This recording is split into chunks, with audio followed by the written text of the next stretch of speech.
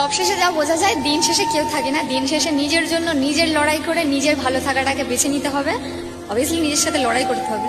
এই যারা আমরা ভাবি না যে এই সময়টা আমরা পার করছি বলে আমাদের সবকিছু হয়তো শেষ হয়ে যাবে বা এখানেই হয়তো সবকিছু শেষ, এরকম কোনো কিছুই না। কারণ যে বা যাদের জন্য তুমি এটা মনে করছো যে আমি মন খারাপ করে থাকবো, আমি খাওয়া দাওয়া বন্ধ করে থাকবো, আমি আমার জীবনটাকে উচ্ছন্নে পাঠিয়ে দেবো, একদম যাচ্ছে তাই করে দেবো নিজের জীবনটাকে, উপরন্ত ওপরের মানুষটার কোনো কিছুই আসে যাবে না। সে তার মতো সবকিছুকেই বর্তমান রাখবে, তার বিন্দু মাত্র কিছুতেই আসে যাবে না। যে বা যারা এই সময়টা একটা কথা বলেছিল না যে তুমি না থাকলে বা তোমরা না থাকলে হয়তো তার সবকিছু থেমে যাবে, বা অনেক রকমের অনেক কথা, অনেক প্রতিশ্রুতি যেগুলো কিনা মানুষকে একটা সময় দেয়, কিন্তু দিন শেষে খোঁজ নিলে দেখা যায় যে আদৌ তাদের কোনো কিছুতেই আসে যায় না।